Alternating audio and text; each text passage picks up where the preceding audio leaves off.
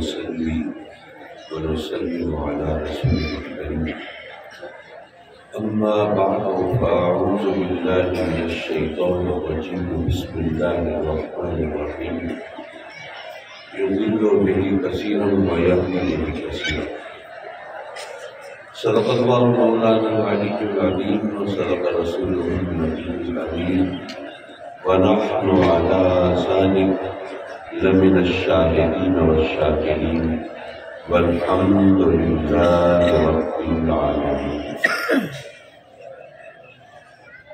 ذی وقار و ذی احتشام لائق نصر تکریم علماء کرام، عزیز طلباء اور مکرم و معزز حاضرین میں، یقیناً یہ سعادتوں کی معراج ہے، خوش بختی کی علامت ہے اور طالع بیدار کی ضمانت ہے کہ ہم اس مقدس آستانے پر اور اس مبارک محفل میں حاضر ہیں جہاں فارغ التحصیل طلباء اور حفاظ اور قرآن حضرات کی دستار بندی ہوئی ہے اور فیض بانٹنے والے، تعلیم دینے والے، رہنمائی کرنے والے اساتذہ کرام بھی موجود ہیں اور ماشاءاللہ یہ جلیل القدر علماء جو ہمارے لیے امید کی کرن بن کر ہمارے سامنے ہے وہ بھی تشریف فرما ہے. رب کائنات آپ سب کے عمروں میں برکت عطا فرمائے. حضرات کرام، میں نے سورہ بقرہ کی پہلے پارے کی ایک آیت کا حصہ تلاوت کیا، یضل بہ کثیرا ویہدی بہ کثیرا. اسی قرآن سے ہدایت گمراہ ہونے والے بھی بہت اور ہدایت پانے والے بھی بہت. میں نے جب یہ آیت کریمہ پڑھی میں بڑے تردد اور تذبذب کا شکار ہوا. مولا قرآن تو منبع رشد و ہدایت ہے، قرآن تو مخزن علم و حکمت ہے، قرآن پڑھ کے بھی کوئی گمراہ ہو سکتا ہے تو پھر کس کتاب پر کوئی اعتبار کر سکتا ہے؟ یہ اللہ کا لافانی اور لازوال کلام، اس سے بھی اگر ہمیں گمراہی کا خیال ہو سکتا ہے تو پھر تو ہدایت کی ہمیں توقع اٹھا دینی چاہیے. اگر یہ بات کسی اور عالم نے کہی ہوتی، عارف نے کہی ہوتی، کسی دانشور نے کہی ہوتی تو اس کے خلاف خود کش حملوں کی تیاری ہو گئی، لیکن خود رب کائنات قرآن مجید میں ارشاد فرمائے تو ظاہر ہے پھر غور و فکر کرنا ہے. جب اس پر غور کیا تو پتہ چلا کہ یہ آیت تو قرآن کی صداقت کا نبوت کا ثبوت ہے. آپ دیکھیے جتنے بھی فرقے ہیں، جو باطل فرقے ہیں وہ بھی، چاہے کوئی گستاخان رسول پر مشتمل ہے یا گستاخان صحابہ یا گستاخان اہل بیت پر، بلکہ وہ بھی ہیں جو اللہ کی شان میں گستاخی کرنے والے ہیں اور مسلمان ہونے کے دعوے دار ہیں، وہ سب اپنے عقیدے کے ثبوت کے لیے قرآن کی آیت کی تلاوت کرتے ہیں. اب ایک عام آدمی بیچارہ بڑا پریشان ہوتا ہے، یہ قرآن پڑھ رہا ہے، قرآن کا انکار تو میں نہیں کر سکتا، کیا کروں؟ لوگ حیران پریشان، کس کو پیشوا مانے، کس کو رہبر و رہنما مانے، کس کی تقلید کریں اور کس کی اتباع کریں. اور کیا تو پتہ چلا رب کائنات نے جو 1500 سال پہلے بتا دیا تھا کہ اے میرے بندو جو بھی قرآن پڑھ رہا ہو آنکھیں بند کر کے اس کے پیچھے مت چل پڑنا. ہر قرآن پڑھنے والا ہدایت یافتہ نہیں ہوتا. مولا یہ تو نے فرما دیا آسان ہم پر، لیکن ہمیں کیسے پتہ چلے قرآن سے ہدایت کس کو ملی ہے، گمراہ کون ہونا ہے؟ یہ فیصلہ کون کرے گا؟ رب کائنات نے گویا فرمایا کہ اے میرے بندو یہ مسئلہ ہے ہدایت اور گمراہی کا، بلکہ یوں کہیے ایمان و کفر کا، بلکہ یوں کہیے کہ زندگی اور موت کا. تو اس لیے میں تمہاری ثوابیت پر نہیں چھوڑتا، میں قرآن مجید میں خود حل کر دیتا ہوں. سورہ فاتحہ دعا ہے، آپ جانتے ہیں مانگنے کا وہ طریقہ اور سلیقہ ہے جو رب کائنات نے خود اپنے بندوں کو تلقین فرمائی. گویا یہ فرمایا کہ اے میرے بندو اگر کسی کو مانگنا نہ آتا ہو تو محروم رہ جاتا ہے، اور میری رحمت یہ گوارا نہیں کرتی کہ میرا کوئی بندہ میری رحمت سے اس لیے محروم رہ جائے کہ اسے مانگنا نہیں آتا. مانگنے کا سلیقہ میں خود سکھا دیتا ہوں. جس سے مانگا جاتا ہے پہلے اس کی تعریف کی جاتی ہے. آپ بڑے سخی، بڑے فیاض، بڑے دیالو، میں بڑی آس امید لگا کے آیا ہوں. لوگ کہتے ہیں جو بھی اس دروازے پہ جاتا ہے خالی نہیں آتا ہے، جھولیاں بھر بھر کے آتا ہے.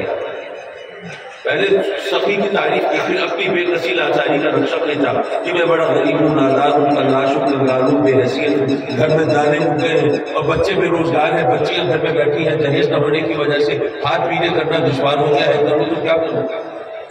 بے کسی لاچاری کا نقشہ کھینچنے کے بعد پھر اپنی ضرورت کا اظہار کرتا ہے تو کچھ نہ کچھ مل جاتا ہے۔ تو رب کائنات نے بھی ہمیں مانگنے کا سلیقہ سکھایا کہ پہلے میری تعریف کرو نا، الحمدللہ رب العالمین۔ اگر آپ غور کریں تو اس ایک مختصر سے جملے میں تمام تعریفوں کو سمیٹ کے رکھ دیا ہے۔ آپ دیکھیے، اگر کوئی بچہ ہو، سلیقہ مند ہو، گفتگو کا طریقہ آتا ہو، الفاظ کا انتخاب اچھا ہو، اٹھنے بیٹھنے کے آداب اس میں جھلکتے ہو، تو لوگ کہتے ہیں کسی اچھے گھر کا بچہ ہے، اچھے ہاتھوں میں اس کی تربیت ہوئی ہے، کمال نظر آ رہا ہے بچے میں، خوبی دکھائی دے رہی ہے بچے میں، لیکن تعریف ہو رہی ہے پالنے والے کی۔ پتہ یہ چلا کہ کہیں کوئی خوبی، کوئی کمال، کوئی جمال، کوئی اچھائی نظر آئے تو پالنے والے کی تعریف ہوتی ہے۔ تو وہ جو تمام جہانوں کا پالنے والا ہے، جہاں بھی کوئی خوبی ہوگی اس کو وہ اسی کی طرف منسوب ہوگی۔ تو تمام تعریفیں جو اس اللہ کے لیے، جو تمام جہانوں کا رب، وہ رحمان اور رحیم، وہ بندے کے دل کا مالک، اس کی تعریف کرنے کے بعد اپنی بے کسی لاچاری کا نقشہ کھینچو، ایاک نعبد و ایاک نستعین، مولا ہم تیری دہلیز پر جب عیسائی کرنے والے، تیری چوکٹ پہ باتیں رگڑنے والے، تیری عبادت و ریاضت کرنے والے، تیرے سامنے دستے سوال دراز کرنے والے، جھولیاں پھیلانے والے، ہم بندے فقیر، ہم عاجز، ہم سوالی، ہم فریادی۔ تو اپنی بے کسی لاچاری کا نقشہ کھینچو کو پھر سوال کرو، اہدنا الصراط المستقیم۔ رب کائنات نے گویا یہ فرمایا کہ اے میرے بندو، ویسے تو تم مجھ سے بہت کچھ مانگتے ہو، اور ظاہر ہے مجھ سے نہیں مانگو گے تو کس سے مانگو گے؟ تم مجھ سے مال مانگتے ہو، دولت مانگتے ہو، زمین مانگتے ہو، جائیداد مانگتے ہو، میں تمہیں دولت بے شمار دے دوں اور مال بے حساب دے دوں، لیکن ہدایت نہ ملے، پھر کیا ہوگا؟ یہ مال و دولت یہ بھی تم گناہ کی راہوں میں لگاؤ گے، یہ روزی رزق کی میری رحمت ہے، تم میری رحمت سے میرا عذاب خریدو گے۔ اس لیے میرے بندو، روزی رزق بعد میں مانگنا، پہلے مجھ سے ہدایت مانگنا۔ تم مجھ سے صحت مانگتے ہو، جوانی مانگتے ہو، شباب مانگتے ہو، طاقت مانگتے ہو، میں تمہیں شاندار جوان بنا دوں، لیکن ہدایت نہ ملے، پھر کیا ہوگا؟ یہ جوانی بھی گناہ کی راہوں میں لگاؤ گے، اپنی جوانی اور صحت کے نشے میں مجھے بھی للکارنے لگو۔ یہ صحت بھی تو میرا انعام و اکرام ہے، اس کو اور اس کے بدلے تم میرا عذاب لو گے۔ اس لیے میرے بندوں، صحت اور جوانی بھی بعد میں مانگنا، پہلے مجھ سے ہدایت ہے۔ تم مجھ سے اولاد مانگتے ہو، بڑھاپے کی بیساکھی مانگتے ہو، میں تمہیں شاندار لڑکیاں جوان بچوں کا باپ بنا دوں، لیکن ان کو ہدایت نہ ملے، پھر کیا ہوگا؟ وہ اولاد جس کی وجہ سے تمہیں سر اٹھا کے چلنا تھا، انہی کے باعث سر جھکا کے چلو گے۔ اس لیے میرے بندو، اولاد بھی بعد میں مانگنا، پہلے مجھ سے ہدایت مانگو، اور مجھ سے ہدایت مانگ رہے ہو تو میں تو ضرور عطا کروں گا، لیکن تمہیں کیسے پتہ چلے گا کہ اب مجھے ہدایت مل گئی؟ یہاں بڑھانے والے بھی، بہتانے والے بھی، قرآن پڑھ پڑھ کے تمہیں غلط راستے پر چلانے والے بھی، تمہیں کیسے پتہ چلے کہ اگر پہلے میں ادھر ادھر تھا تو اب میں اس ہدایت کے راستے پہ آ گیا ہوں؟ تو اے میرے بندو، جب مجھ سے ہدایت مانگی ہے تو پھر بھٹکنے کی گنجائش نہیں بچے گی۔ وہ کیسے؟ کہ جب مجھ سے ہدایت مانگو تو اپنی زبان سے کہو صراط الذین انعمت علیہم، مولا ان کی راہ پر چلا دے جن پر تو نے انعام فرمایا۔ شاید ابھی آپ کو اندازہ نہیں ہوا ہوگا کہ کتنا آسان طریقہ رب کائنات نے بتایا ہے، ذرا سمجھنے کی کوشش کیجیے۔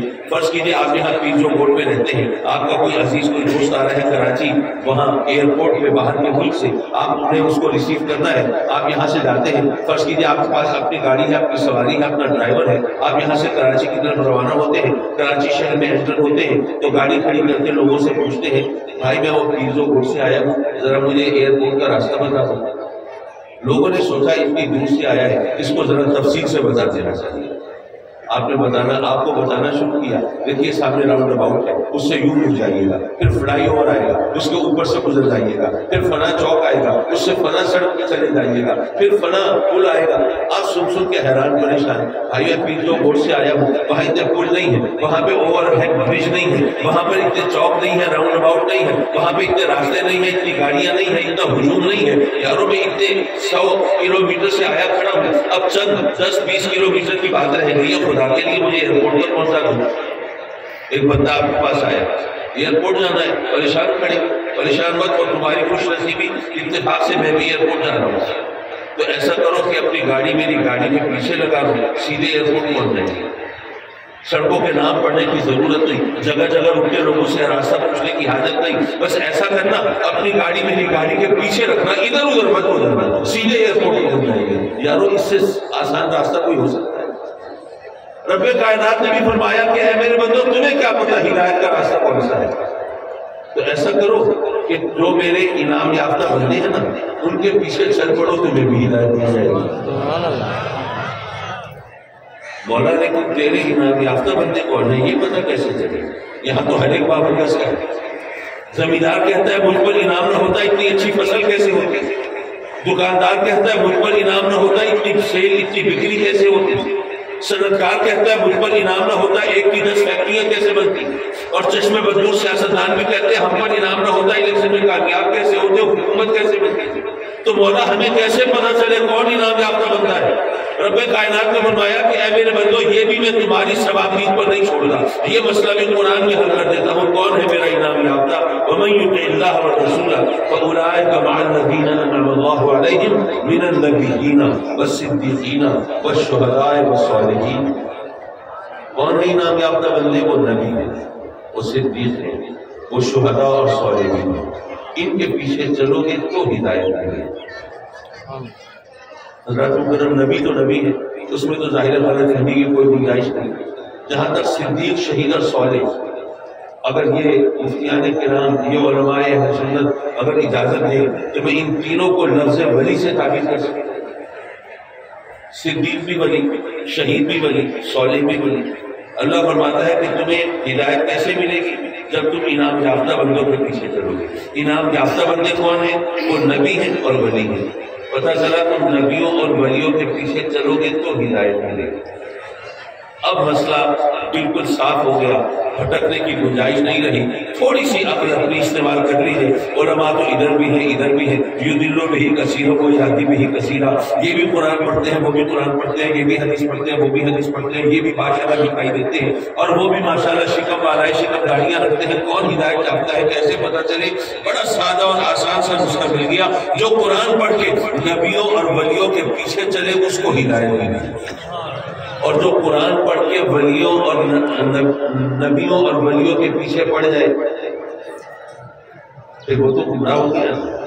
جو قرآن پڑھ کے لوگوں کو بتاتا پھرے کہ جی نبی سے بھی خطا کا ارتکاب ہوتی ہے اور رسول بھی معاذ اللہ گناہ گار ہو سکتے ہیں، تو وہاں ہمیں بتانا چاہیے نا کیا ان ہستیوں کے نقش قدم کے سطح میں تو ہمیں ہدایت ملنی تھی۔ اگر یہ گمراہ ہو سکتے ہیں تو ہمیں تو ہدایت کا تصور ہی کر چھوڑ دینا چاہیے۔ تو پتہ یہ چلا کہ قرآن مجید نے یہ مسئلے بھی آج سے 1500 سال پہلے حل کر دیے تھے، ہم اس کو سمجھ کر اس پر عمل کر سکیں تو ہم بھٹکنے کے ہر امکان سے محفوظ رہ سکتے ہیں۔